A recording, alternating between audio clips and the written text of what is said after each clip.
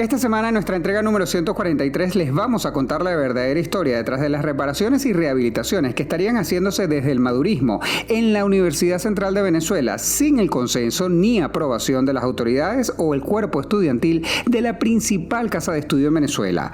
Luego les traemos un relato cargado de resiliencia e inspiración con la historia de Juan Pablo dos Santos, un chamo que perdió sus dos piernas en un accidente de tránsito pero no ha perdido su sonrisa. Y vamos a cerrar escuchando cómo los habitantes de la Cañada de Urdaneta, en el estado Zulia, huyen de la violencia en dicho municipio. Pónganse cómodos, esto está por comenzar. Bienvenidos a 3 en 1, tu suplemento informativo semanal con todo lo que necesitas saber de los portales Runrunes, Tal Cual y El Pitazo. A partir de este momento queremos invitarte a que disfrutes en los próximos minutos de los reportajes más destacados en estos 3 medios digitales. Siéntate, relájate y tómate el 3 en 1 de esta semana.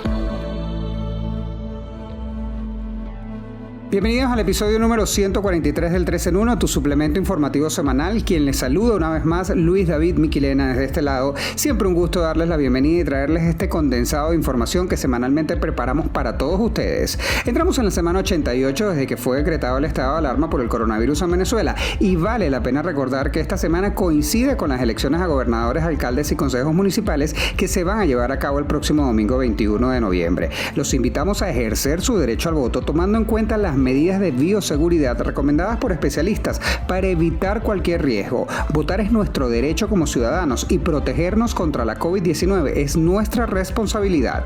Al momento de esta grabación, las cifras del coronavirus en Venezuela se ubican de la siguiente manera: 421.311 personas contagiadas, 407.509 recuperadas satisfactoriamente y lamentablemente anunciamos la cifra de 5.040 fallecidos. Esto vale la pena recordar según los reportes que a diario emiten voceros del régimen madurista.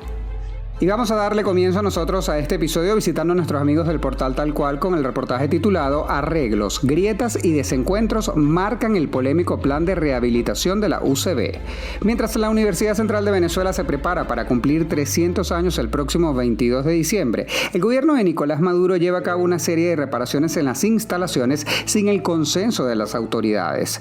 Estudiantes de la principal casa de estudios del país rechazaron de igual forma el nombramiento de Jacqueline Faría como protectora de la UCB y la refacción de estos espacios sin establecer mesas de trabajo con los entes reglamentarios. Escuchemos. La realidad de lo que vive hoy Venezuela es que si de verdad existiese un interés genuino del Estado venezolano de apoyar a la educación, hoy tuviésemos mesas de trabajo para poder consensuar reales salarios para los profesores, que podamos tener los institutos de investigación de todas las universidades otra vez activas, que cese la persecución contra los miembros de la comunidad universitaria, o algo tan sencillo como que los venezolanos tengamos acceso a la información para saber cuánto es que hay destinado para la educación en ese monstruo de la opacidad que han convertido el presupuesto nacional.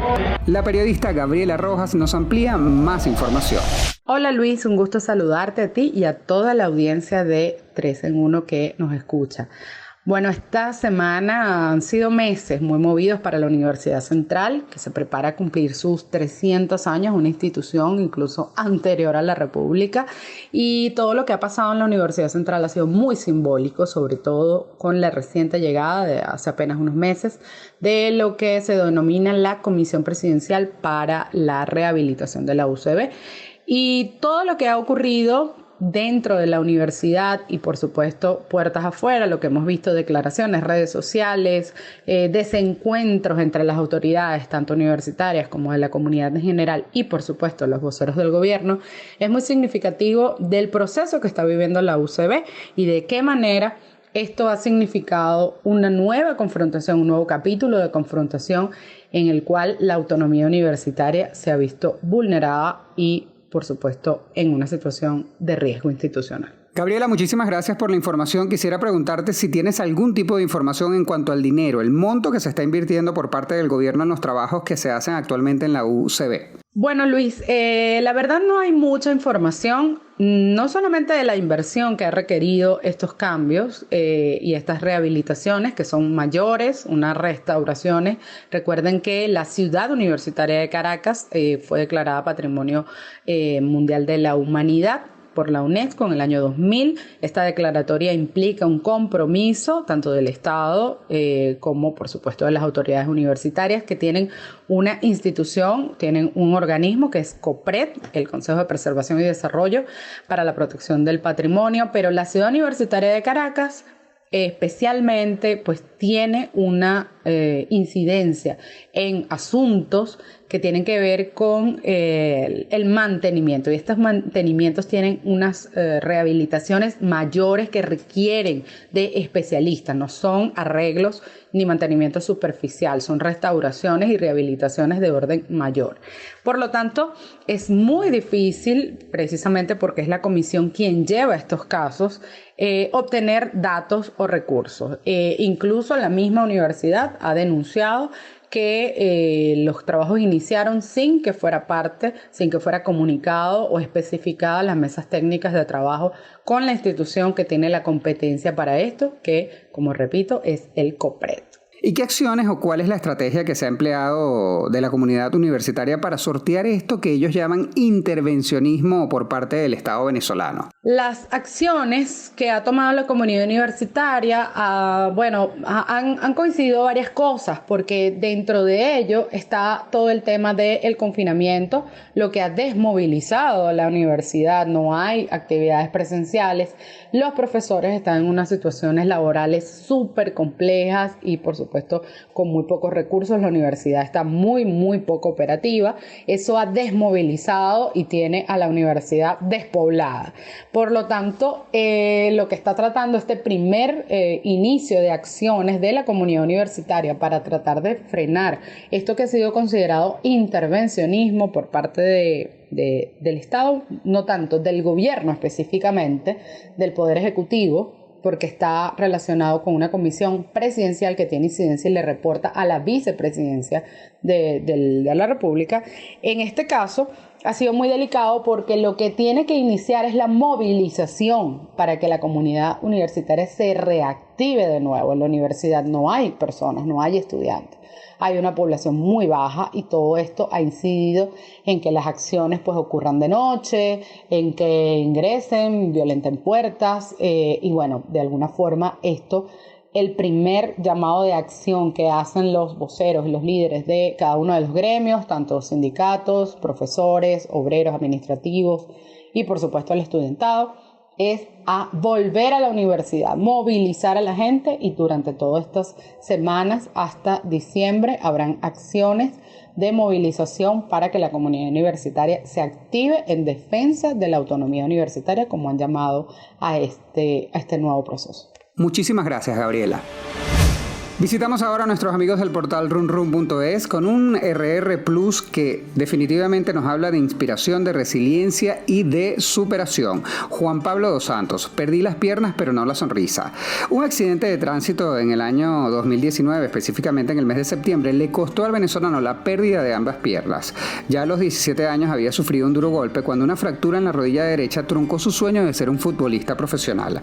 Juan Pablo hoy puede caminar gracias a 2 prótesis y tiene una fundación con la que ayuda a personas con su misma condición. Escuchemos al propio Juan Pablo hablar de su experiencia. Creo que lo más importante es asumir todo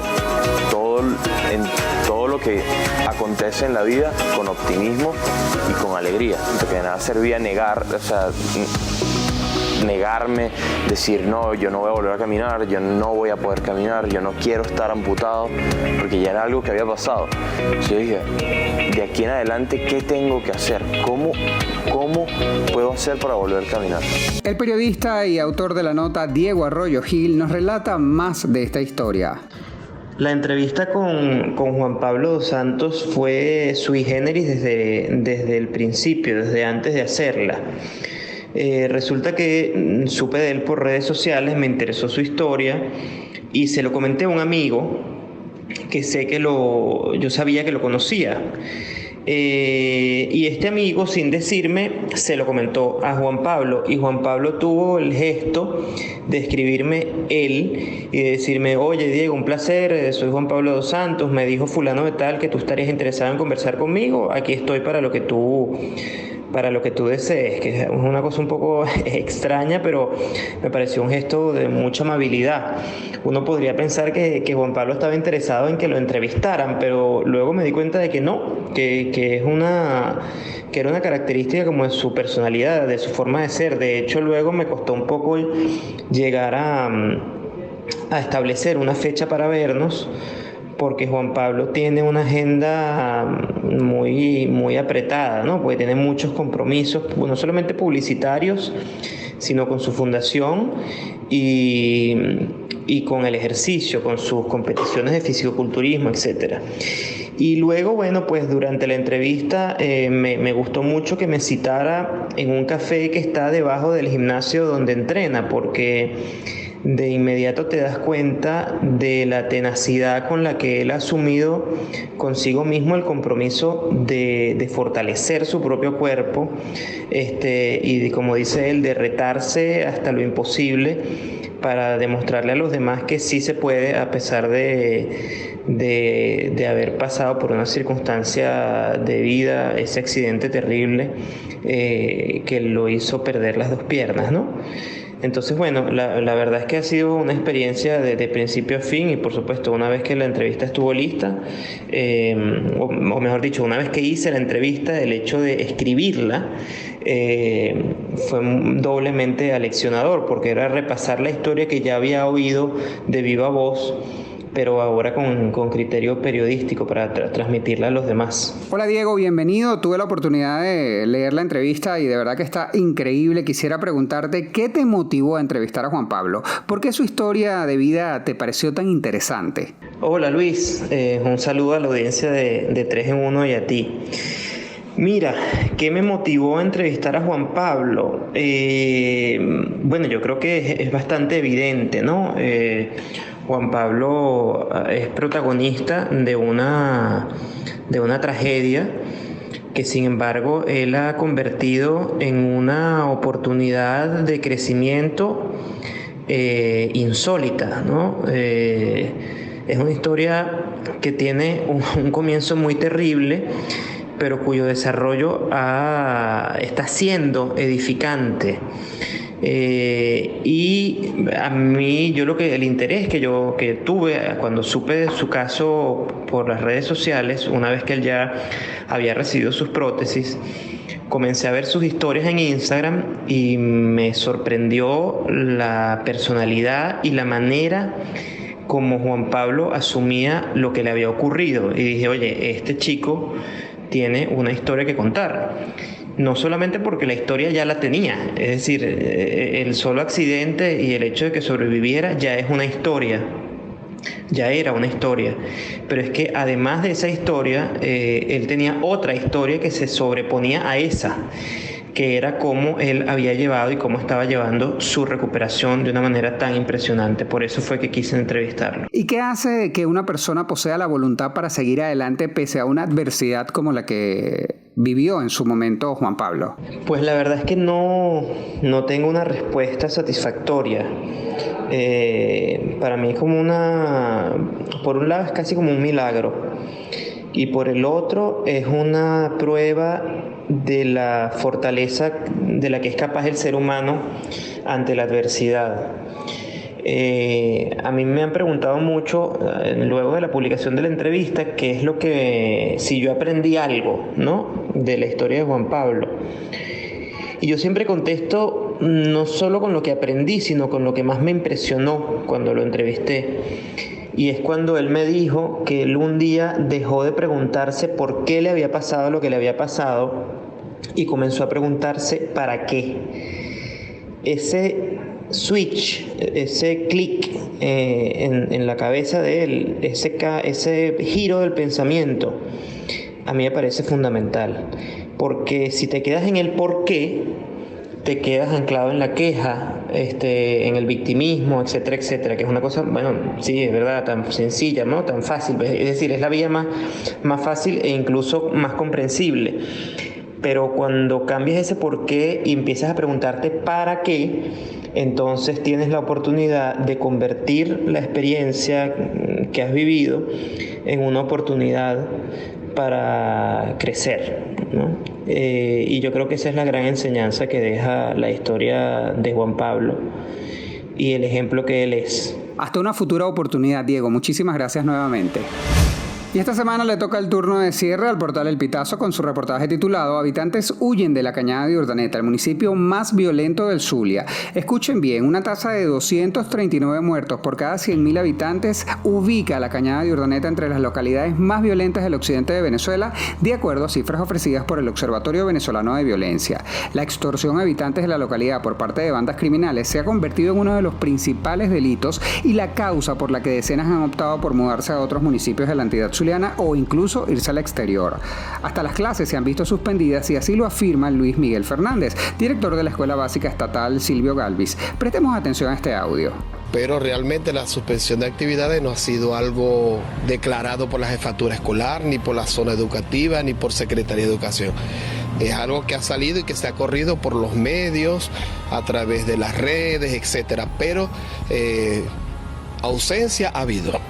Quizás pues la mayoría de los padres y representantes, vista la situación y a los comentarios y rumores que han habido en el municipio por la situación que ha habido de extorsión, de asesinatos, sicariatos, etcétera, sobre todo este fin de semana, pues han tomado esta prevención de no enviar a sus hijos a clase.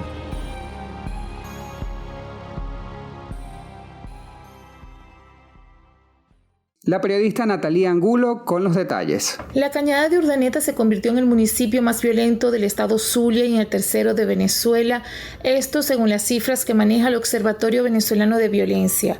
En esta localidad, incluso las bandas criminales organizadas optan por quemar las viviendas en forma de represalias o venganza contra las víctimas que se niegan a pagar extorsiones.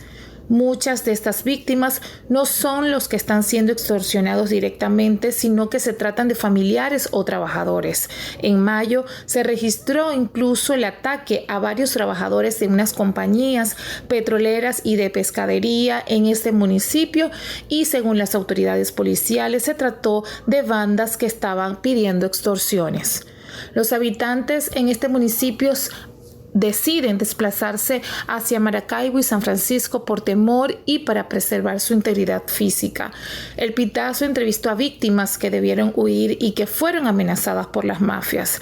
Y como estos casos, hay decenas de habitantes del municipio que dejan sus casas olvidadas. Hay calles de 16 viviendas donde apenas 4 casas están habitadas. Natalie, siempre un gusto darte la bienvenida. Quisiera preguntarte, ¿a qué crees tú que se deba la presencia de estas bandas en esta zona del estado Zulia específicamente? Hola Luis, feliz de compartir de nuevo contigo y con la audiencia del podcast 3 en 1. Bueno, te puedo decir que en todo el estado Zulia hay bandas criminales organizadas que se dedican a la extorsión, pero quizás en el municipio de la Cañada de Urdaneta se concentra un mayor número. En este municipio además, según el Observatorio Venezolano de Violencia, vemos que hay la tasa más alta de muertes violentas en el municipio, pero los delitos se repiten en todo el estado Zulia. ¿Y qué crees tú que han hecho las autoridades para combatir a estas bandas y para de alguna manera garantizarle la seguridad a los habitantes de la zona? Las autoridades se han abocado a brindarle apoyo a las víctimas y brindarle seguridad para que éstas denuncien y logren a través de triangulaciones o de algunos datos que estas víctimas puedan ofrecerles, poder emboscar a las personas que trabajan para estas mafias. De hecho, según el Observatorio Venezolano de Violencia, un alto número de las muertes violentas que se registran en el municipio son por resistencia a la autoridad y ellos se lo endosan a que los cuerpos policiales están contrarrestando el flagelo de la extorsión. Nos escuchamos próximamente, Natalie. Hasta luego. Bueno, señoras y señores, querida audiencia, nosotros con esto hemos llegado al final de la entrega número 143 del 3 en 1, tu suplemento informativo semanal. Como toda la semana, les pido por favor nos ayuden a llegar a muchísima más gente y lo que deben hacer es muy sencillo, compartan el enlace. Estamos en plataformas como Spotify, Google Podcast, Apple Podcast y también en las plataformas de videos YouTube. Nuestra invitación esta semana, particularmente con el tema de las elecciones, es a que se cuiden. Recuerden que si van a salir a ejercer su derecho deben llevar doble tapabocas, gel antibacterial, lavarse las manos constantemente con agua y con jabón y por supuesto evitar tocar su cara. Cuidarnos es cuidar de nuestras familias. Evitemos juntos la propagación del coronavirus. En la producción de este espacio estuvieron Yanali Fermín y Francisco Zambrano y en la edición Abraham Moncada. Una vez más les acompañó Luis David Miquilena. Siempre un gusto estar con ustedes semana tras semana y nos escucharemos la próxima semana. Cuídense. Hasta luego.